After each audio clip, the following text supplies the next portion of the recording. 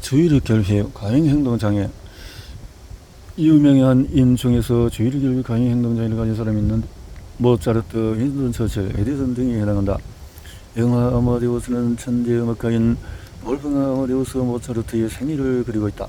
이 영화가 많은 사람의 관심을 끌었던 이유는 영화의 배경이 되었던 음악뿐만 아니라 천재를 시기했던 궁정음악가 살리에르의 입장에서 많은 공감을 주었기 때문일 것이다. 그리고 이 영화를 보면서 모차르트의 음악만을 알았던 사람들은 다소 당혹스러웠을 것이다. 영화 내내 모차르트가 매우 방정맞고 즉흥적이며 산만하게 보이기 때문이다. 영화 속의 모차르트는 음악 이외의 삶에서 매우 분주하고 계속 돌아다니며 킬킬거리는 모습이 자주 등장한다. 현대 심리학적인 측면으로 보자면 모차르트는 주의력 결핍 과잉 행동장애에 해당한다. 과거에는 이러한 주의력 결핍 행동장애라는 집단 진단 자체가 없었다. 과거 농경사에서는 집중력이 떨어진다고 해서 문제될 것이 없었기 때문이다. 문제될 것이 과거에 이러한 것이 그러나 과거의 농경사에서는 집중이 떨어진다고 해서 하지만 현대사에서는 두뇌를 많이 써야 하는 집중이 늘어나고 있기 때문에 이런 집중이 안 되면은 그래서 현대사에는 사람들이 자동화를 비롯해서 위험 요인에 노출되고 있다. 주의력 결핍, 가해 행동 장애는 매우 산만하고 가만히 있지 못하고 다른 친구들에게 집은 거리는 또 뭐 이런 자꾸만 집적거린다 이 말이네요. 특징이 있다. 정년일 경우에 수업 시간에 교실을 비하하고 한 자리에 있어도 잠깐 앉아 있을 뿐 다시 돌아다니고 그래도 학습을 쫓아가지 못하는 경우도 많고 충동적이고 폭력적인 모습을 보이다고 이런 현재는 약물 치료가 이렇게 또 뭐 하고 있다라는 거죠. 집단 자살의 심리적인 원인. 자살은 한 명 또는 동반 자살 등등 집단 자살은 숫자가 많다는 차이일 뿐 집단 자살의 특정한 원인은 없고 다양한 원인에 의해서 벌어지고 있다. 그 유대인 집단 자살이라고 할까요?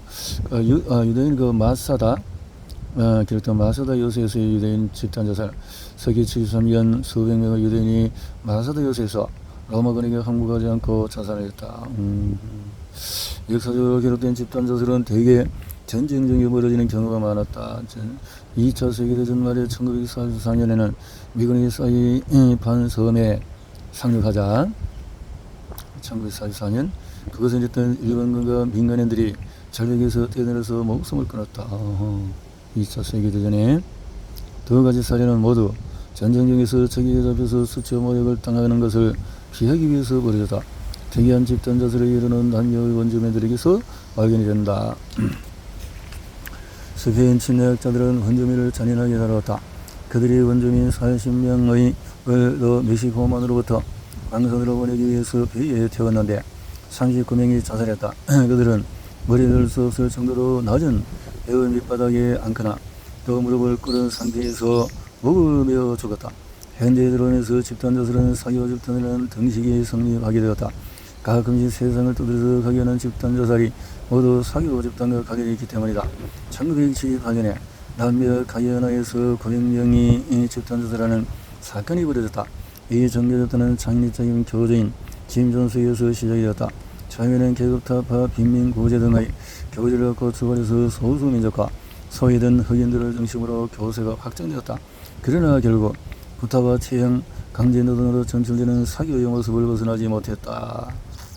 1994년 발생한 태양의 사원 사건. 스위스의 조용한 농촌마을에서 세리시의 한 농가에서 23명의 시체가 정겨의식에서 이렇게 나타나기도 하고 이런 것들이 원제의 태양의 사원 정파는 기독교의 종말론을 신봉했고 백의 여사 출신의 릭 주리와 조셉 디 먼보르가 창시했고 이런 것들 이런 사교 집단에서 여러가지 의문이 남게 된다. 과연 신도들이 죽음을 선순위 받아들였는가? 그러나 대부분의 사교 집단자들에는 타살의 흔적이 발견되었고 죽음을 쉽게 받아들이기 하기 위해서 마약을 사용하기도 하고 자신의 죽음을 결정할 수 없는 아이들을 예외 없이 살해당했다는 비인간적인 면도 드러나고 있다. 이런 집단 자살은 앞으로 기존의 종교가 점점 세력을 잃게 되면 생기는 사기 집단의 난립과 각종 정말론으로 인한 사람들의 불안감 발생할 가능성이 높아진다. 이렇게 집단 자살을 시키는 사람이 있었지 않을까. 그래서 그 한 사람은 어떻든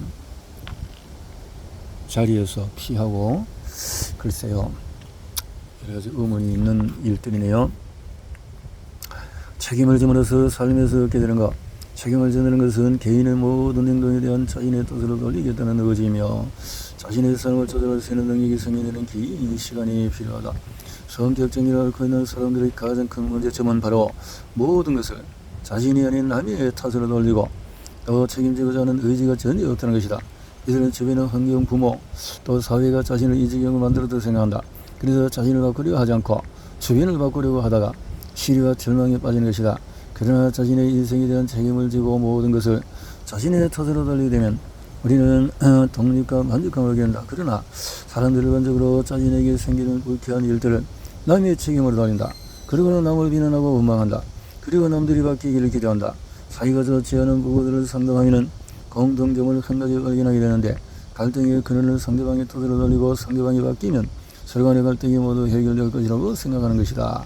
한 여성이 있었다. 그 여성은 자신이 항상 남편에게 억압을 당하고 시어머니는 자신을 학대하고 자신을 할 수 있는 것이 없는 처지에 놓인 불행한 삶을 살고 있다고 생각했다. 그런데 이 여성의 이야기를 전부 들어보면 남편은 나름대로 아내를 편안하게 해주려 했고 시어머니도 평범한 사람일 뿐이었다. 그러나 그 여성은 언제나 자기 자신에 대한 불만을 상대방의 탓으로 돌리면서 살아왔던 것이다.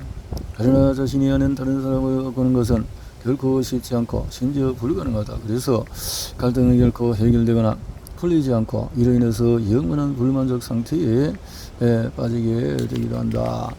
자신에게 책임이 있다는 생각을 하게 되면 자신의 모습을 객관적으로 바라볼 수 있게 된다. 남을 비난하고 다른 사람을 변화시키려만 했으며 이런 무모한 시도는 결국 자신을 더 불행하게 한다는 사실을 인식할 수 있다. 그리고 자신이 변화하는 것이 가장 빠른 해결 책임을 깨닫게 된다. 사실 이런 책임감을 인식하고 행동으로 옮기기까지 오랜 시간이 걸린다. 책임을 지는 것보다도 남에게 책임을 지우는 것이 훨씬 쉽기 때문이다.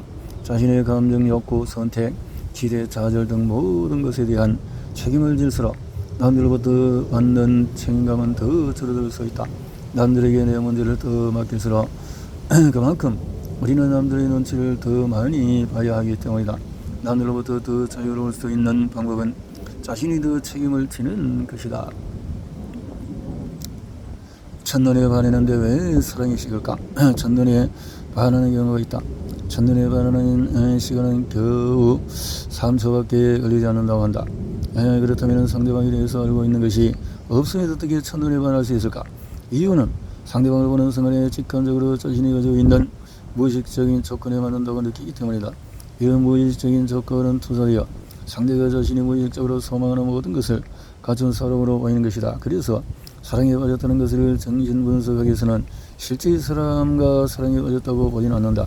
자신이 생각하는 이상적인 상이 상대방에게 투사되어서 미화되고 교정되고 신격화되는 과정을 거치는 것이다. 이렇게 되면 사람은 열정이 사라지고 이성이란 논리가 통하지 않게 된다. 그래서 사랑이라는 상대방을 좋아하는 것이 아니라 자기 자신이 가지고 있는 이성상을 상대방에게 투사하는 것이라고 할 수 있다. 그러나 무의식적인 투사는 영원히 지속되지 않는다. 세월이 흐르면서 사랑의 투사는 거치고 또 점차적으로 현실적인 상대방의 모습이 드러나기 때문이다. 마치 여신처럼 어렸던 아내는 평범한 여자에 불과하고 자신처럼 화장실을 들락거리고 밥을 먹으면서 소리를 내기도 하고 잠깐을 하고 사소한 실수를 자주 버리는 모습도 보게 된다. 세상에 들도 없는 남신처럼 어렸던 남편은 사고도 제대로 지면 또 속옷도 제대로 가지 않고 집을 엉망으로 만들어 놓기도 한다. 그래서 인간이 사랑하는 사람을 3초 만에 알 수 있다고 하는 것은 어쩌면 이런저런 일상의 모습을 보이지 않기 위해서인지도 모른다. 만약 상대의 현실을 정화한다면 상대방을 사랑하기 쉽지가 않기 때문이다. 그런 의미에서 첫눈에 반하는 것은 자신의 무의식적인 이상형을 사랑하는 것이라고 볼 수 있다. 그래서 사랑은 언젠가 씹을 수밖에 없고 어느 정도 시간이 지난 후에 내 앞에 있는 또 세상에 둘도 없는 멋진 사람은 그저 평범한 한 사람으로 존재하는 것이다. 속임수라는 거지. 사랑은 사랑의 속임수. 청선영이는 왜 질풍노도의 시기인가? 1994년의 11월 18세의 남학생의 친구들이 모두 쳐다보는 가운데서 아파트 옥상에서 투신 목숨을 끊었다. 94년. 그는 옥상의 난간에 걸터 앉아서 아파트 아래에 있는 친구들에게 야, 너희 놀러와서 같이 죽자 라는 고함을 지르다가 다른 사람이 손을 들 도 없이 뛰어내렸다. 이 남학생은 부모의 이혼과 아버지의 사실별에 인해서 자신의 처지를 비관하여 목숨을 끊은 것이다. 중학교에 다니던 학생이 키 때문에 놀림받기 싫어서 학교에 가지 않을래요. 먼저 학구정을 하고 아버지 또 그 학생은 아버지가 돈을 가지러 간 사이에서 베란다에서 뛰어내렸다. 미국 마이애미 교회에 거주하는 중학생인 크리스탄 다빌라 14세 또 멜린 플로런 13세는 연인 사이였는데 1995년 11월 그는 손을 잡고 우나에 투신 자살했고 사흘 시체로 발견되었다. 블루의 어머니는 딸이 크리스찬과 만나는 것을 반대했는데 블루는 엄마 아빠가 세상에서 그를 못 만나게 하니 다른 곳으로 가겠어요. 그를 잃고 살아갈 수 없어요. 라는 내용의 유서를 남겼다. 1996년 1월 여중생이 얼마 전에 사망한 가수의 테이프를 듣고 있다가 갑자기 화장실에 들어가서 목을 메어 목숨을 끊었다. 그녀는 사망한 가수의 죽음 이후에 나도 떨어 죽고 싶다는 말을 자주 했다고 한다. 이후 자살 사건을 접한 성인들은 이런 끔찍한 사건에 대해서 이해할 수가 없을 것이다. 과거의 청소년들이 성인의 축소판이라는 인식을 갖고 있었다. 그러나 청소년의 어른과는 다른 독특한 사고와 행동 방식을 가지고 있다는 것이 알려지기 시작을 했다. 청소년의 사고는 매우 독특하다. 그들은 전혀 존재할 수 없는 세계를 상상하곤 한다. 부모는 이런 교점 없이 신이 가까운 존재여야 가족들은 항상 화목해야 하고 자신의 안늘에는 항상 행복한 날이 지속되어야 한다고 생각한다. 그러나 현실적으로 이런 바람은 불가능하기에 그들은 좌절감과 우울감에 쉽게 빠지게 된다. 또한 청소년들은 성인에 비해서 주변을 제대로 보지 못하는 자기중심적인 사고만으로 자신만이 독특하고 이해받지 못하며 외롭다는 생각을 하게 된다. 그래서 청소년들의 흔한 불만은 아무도 나를 이해해 주지 않는다는 것이다. 청소년 문제 중에서 폭주적인 심각한 문제 중의 하나로 꼽을 수 있다. 사회에서 소외된 도시의 청소년들에게는 사회가 요구하는 사랑이 아니라는 열등감이 있다. 그리고 아무리 노력해도 자신이 바라는 위치에 들어갈 수 없다는 절망감이 내재해 있다. 청소년에게 가장 큰 특징 중 하나는 빠른 신체적인 성장이다. 이 시기는 성호르몬의 분비도 증가하고 남성과 여성의 구분을 명확히 하는 성정이 확연히 드러나기 시작한다. 그러면서 자신의 신체에 대한 관심이 많아지게 되는데 남들과 비교해서 자신의 신체 조건에 대해서 만족하는 청소년은 많지가 않다. 특히 청소년 시기에는 또 친구들 또 연인과 자신을 비교하며 깊은 열등에 빠진다. 청소년들은 자신의 좁은 시야로 인해서 외모가 모든 것을 좌우한다고 생각한다. 또한 이때는 자신이 누군지 자신이 무엇을 해야 할 것인지에 대한 정체감을 확립해야 하는 시기이다. 이때 자신이 누구인지 사회에서 어떤 역할을 해야 할지 또 어려들은 무엇인가 열정하고 앞으로 나아가고 있는 것처럼 보이는데 자신은 도대체 무엇을 해야 할지 더욱이 도덕적인 그것을 모르니까 마약, 알코올 등등등등으로 비행 청소년에 빠지게 된다는 거죠.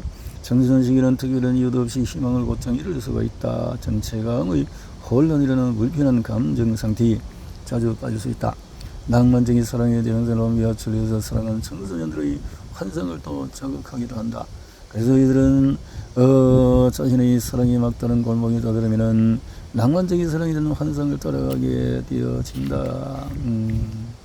잘못된 생각과 판단 속에 빠지게 된다는 거죠.